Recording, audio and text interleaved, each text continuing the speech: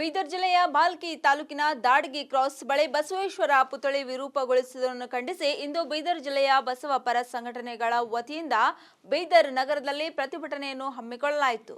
ಜಿಲ್ಲೆಯ ಬಸವ ಭಕ್ತರು ಬೀದರ್ ನಗರದ ಬಸವೇಶ್ವರ ವೃತ್ತದಿಂದ ಭಗತ್ ಸಿಂಗ್ ವೃತ್ತದ ಮಾರ್ಗವಾಗಿ ಬೀದರ್ ಜಿಲ್ಲಾಧಿಕಾರಿಗಳ ಕಚೇರಿಯವರೆಗೆ ಸಾಂಕೇತಿಕ ಪ್ರತಿಭಟನಾ ಮೆರವಣಿಗೆಯನ್ನು ಹಮ್ಮಿಕೊಂಡರು. ನಂತರ ಕೃತ್ಯದಲ್ಲಿ ತೊಡಗಿರುವ ಅಪರಾಧಗಳನ್ನು ಪತ್ತೆ ಹಚ್ಚಿ ಕಠಿಣ ಕಾನೂನು ಕ್ರಮ ಕೈಗೊಳ್ಳಬೇಕು ಹಾಗೂ ಇಂತಹ ಕೃತ್ಯಗಳು ಪುನಃ ಮರುಕಳಿಸದಂತೆ ಭದ್ರತಾ ಕ್ರಮವನ್ನು ಜಾರಿಗೊಳಿಸಬೇಕು ಎಂದು ಆಗ್ರಹಿಸಿ ಜಿಲ್ಲಾಧಿಕಾರಿಗಳ ಮುಖಾಂತರ ಮುಖ್ಯಮಂತ್ರಿಗಳಿಗೆ ಮನವಿ ಪತ್ರ ನೀಡಿದರು.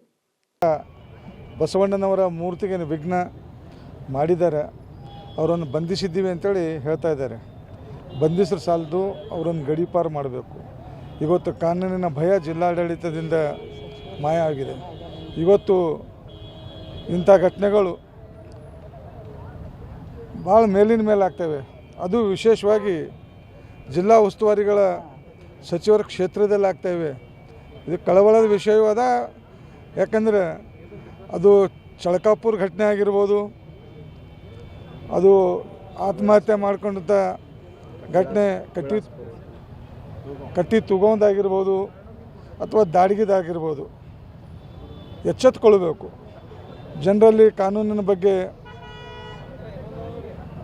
ಹೆದರಿಕೆ ಮಾಯವಾಗಿದೆ. ಹಾಡೋಗಲೇ ಶೂಟೌಟ್ ಆಗ್ತಾಯಿದೆ. ಇವೆಲ್ಲವೂ ನೋಡಿ ಇವತ್ತು ಇಂಥ ಘಟನೆ ಮರುಕಳಿಸಿದಂತೆ ನೋಡ್ಕೋಬೇಕು. ಮತ್ತು ಲಿಂಗಾಯತರು ಶಾಂತಿಪ್ರಿಯರು ಯಾವತ್ತು ಲಿಂಗಾಯತರು ಎಚ್ಚರಗೊಂಡಾರ.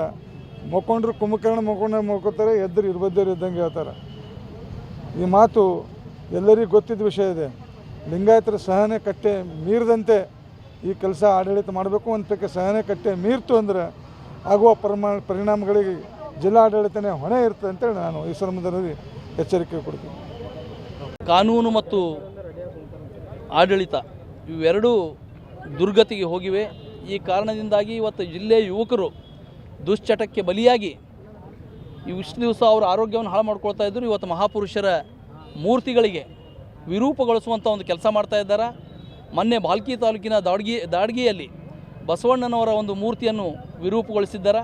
ಇದನ್ನು ಖಂಡಿಸಿ ಇವತ್ತು ಬೀದರ್ ಜಿಲ್ಲೆಯ ಎಲ್ಲ ಬಸವ ಸಂಘಟನೆಗಳು ನೇತೃತ್ವದಲ್ಲಿ ಇವತ್ತು ಪೂಜ್ಯ ಮಾತೆ ಗಂಗಾ ಅಕ್ಕನವರ ನೇತೃತ್ವದಲ್ಲಿ ಹಾಗೂ ಪ್ರಭುದೇವ ಸ್ವಾಮೀಜಿಯವರ ನೇತೃತ್ವದಲ್ಲಿ ಇವತ್ತು ಬೀದರ್ ಜಿಲ್ಲೆಯ ಎಲ್ಲ ಬಸವಾಭಿಮಾನಿಗಳು ಬಸವೇಶ್ವರ ವೃತ್ತದಿಂದ ಇಲ್ಲಿವರೆಗೆ ಬಂದು ಒಂದು ಪ್ರತಿಭಟನೆಯನ್ನು ನಾವು ಮಾಡಿದ್ದೀವಿ. ಆ ಒಂದು ದುಷ್ಟರಿಗೆ ಅತ್ಯಂತ ಕಠಿಣವಾದ ಶಿಕ್ಷೆ ಆಗಬೇಕು ಹಾಗೂ ಮುಂದಿನ ದಿನದಲ್ಲಿ ಈ ರೀತಿಯಾದ ಘಟನೆಗಳು ಎಲ್ಲಿಯೂ ಕೂಡ ಆಗದ ರೀತಿಯಲ್ಲಿ ಸರ್ಕಾರ ನೋಡ್ಕೊಳ್ಬೇಕು. ಇವತ್ತು ಬಸವಣ್ಣನವರು ಅವರು ಒಂದು ಕಡೆ ವಚನ ಸಾಹಿತ್ಯವನ್ನು ಕೊಟ್ಟಿದ್ದಾರೆ, ಇನ್ನೊಂದು ಕಡೆ ಅವ್ರ ಕೈಯಲ್ಲಿ ಖಡ್ಗನೂ ಇದೆ. ಅಶ್ವಾರೂಢ ಬಸವಣ್ಣನವ್ರ ಕೈಯಲ್ಲಿ ಖಡ್ಗ ಇದೆ.